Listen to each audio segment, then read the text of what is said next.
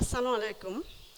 আমি শাকিলা জাহান, প্রভাষক হিসাব বিজ্ঞান, হাজী আসমত কলেজ, ভৈরব, কিশোরগঞ্জ।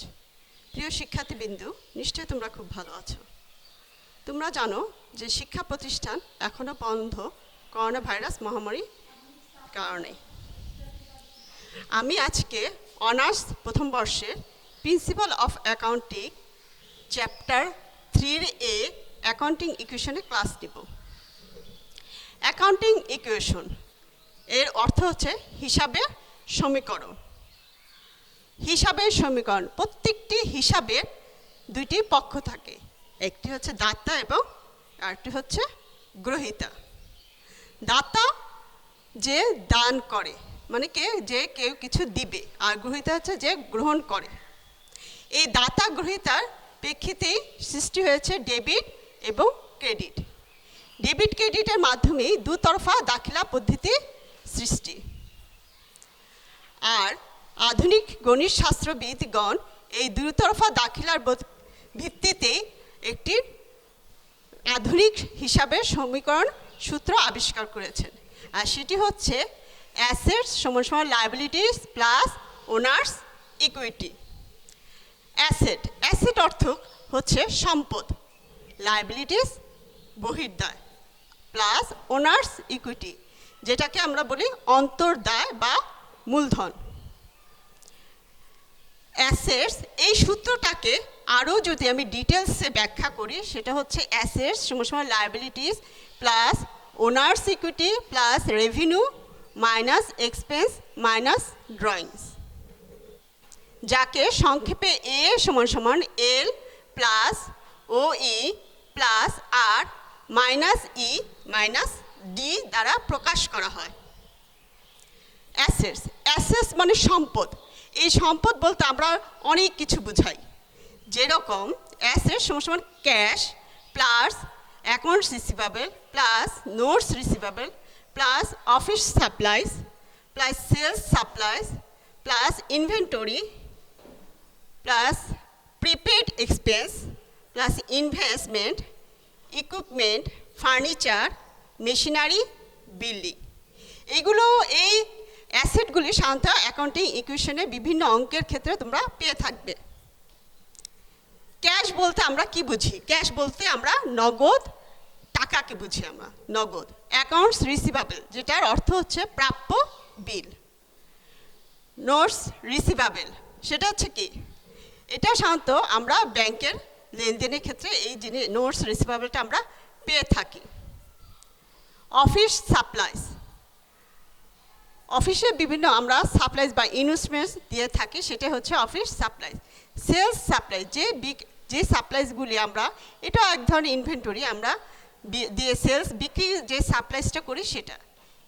ইনভেন্টরি, যেটা আমরা মজুদ পণ্য নামে পরিচিত। প্রিপেইড এক্সপেন্স, যা অগ্রিম খরচ। ইনভেস্টমেন্ট, বিনিয়োগ। ইকুইপমেন্ট, যন্ত্রপাতি। ফার্নিচার, আসবাবপত্র। মেশিনারি, এটাও যন্ত্রপাতি প্লাস বিল্ডিং। বিল্ডিং অর্থ তো আমরা জানি বিল্ডিং। লায়াবিলিটিসের মধ্যে আসতেছে accounts payable plus notes payable plus expense payable plus bank loan plus mortgage loan plus capital. এগুলো হচ্ছে আমার লায়াবিলিটিস। তাহলে আমরা এই চ্যাপ্টারে মূল জিনিসটা আমরা পেয়ে গেছি। অ্যাকাউন্টিং ইকুয়েশনের সূত্র হচ্ছে অ্যাসেটস সমান সমান লায়াবিলিটিস প্লাস ওনার্স ইকুইটি। এই তিনটার মাধ্যমে আমরা অঙ্কটা করব, কিন্তু এই এটা সূত্রের মধ্যে আমরা দেখাবো ছকে, কিন্তু এর মধ্যে ডিটেলস আরও আসবে রেভিনিউ, এক্সপেন্স এবং ড্রয়িংস, যেটা তোমরা আমি আজকে বোর্ডের বিবিএ অনার্স 2011-এর অঙ্কটা তোমাদেরকে করে দেখাবো। দেখো, এই অঙ্কের প্রথমে বলে দেওয়া হয়েছে কি, Mahmud enterprise completed the following transaction in July 2011। অর্থাৎ 2011 সালের জুলাই মাসের কিছু হিসাব দেওয়া আছে, সেটা অ্যাকাউন্টিং ইকুয়েশনের মাধ্যমে আমরা ব্যাখ্যা করব। কি, July 1st, the owner sold his personal investment for টাকা 1,50,000 and brought in as capital.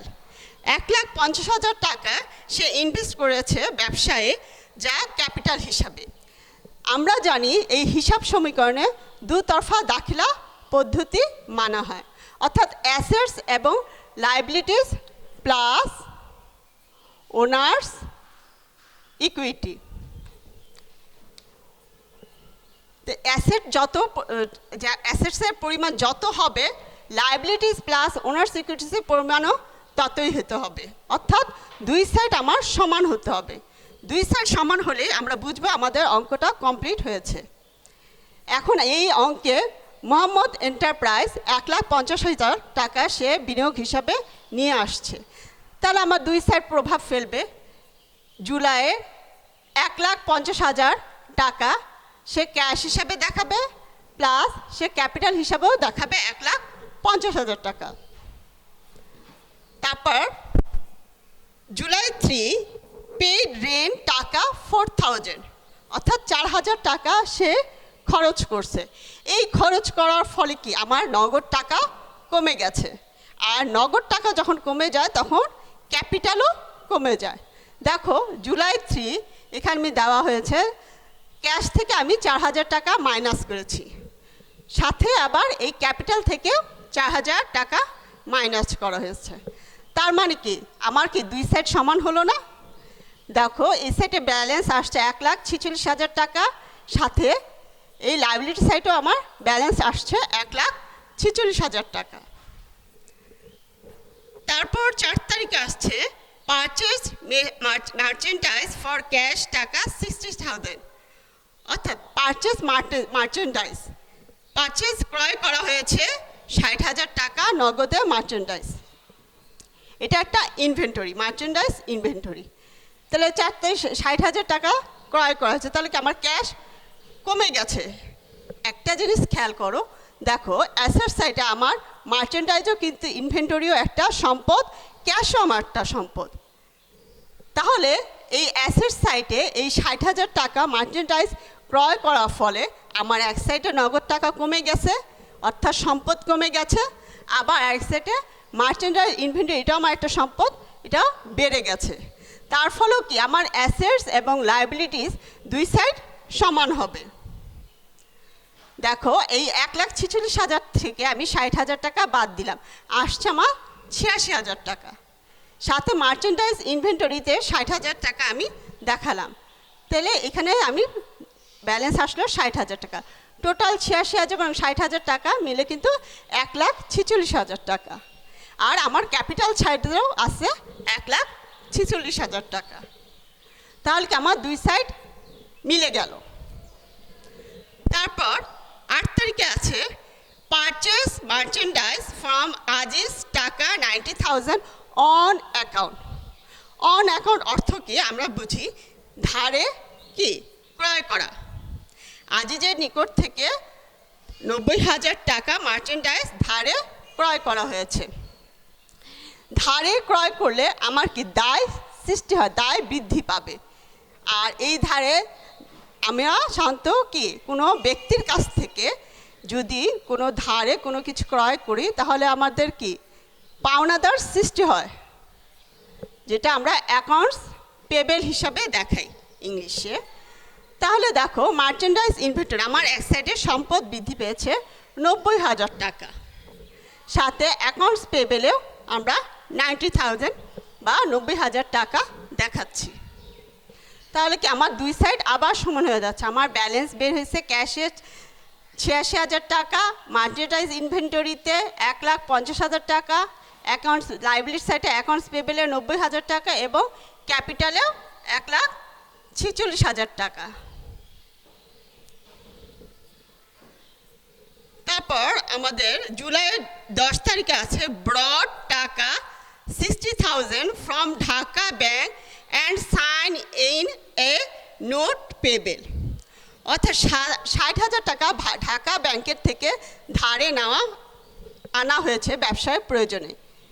তাহলে 60,000 টাকা ব্যাংক থেকে আমি ধারে নিয়ে আসছি নোটস পেবেলের এগেনস্টে।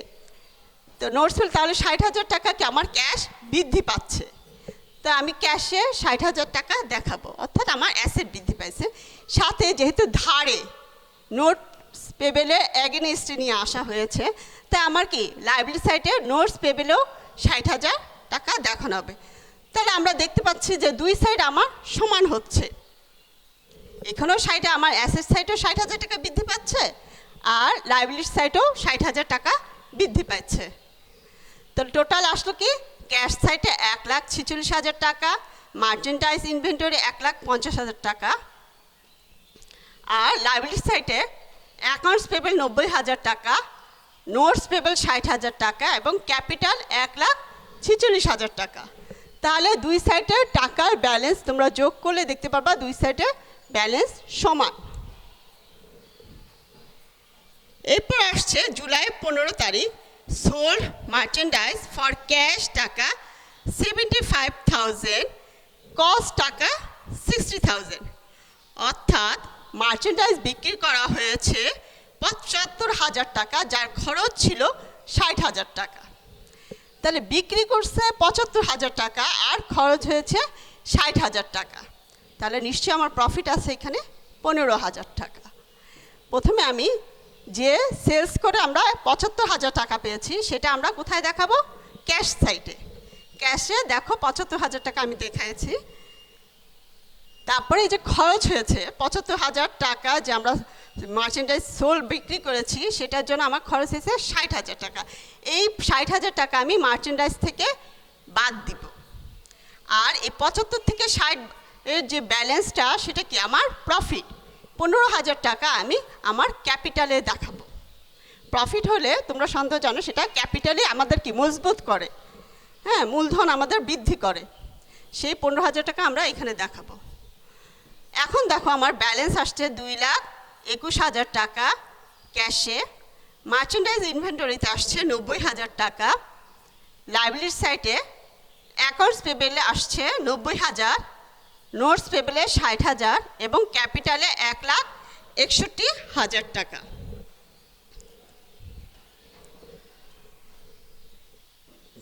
তারপর আসতেছে জুলাইয়ের 20 তারিখ, সোল্ড মার্চেন্ডাইজ টু ইমরান টাকা 1 লাখ, কস্ট 80,000, অর্থাৎ মার্চেন্ডাইজ বিক্রি করা হয়েছে বাকিতে।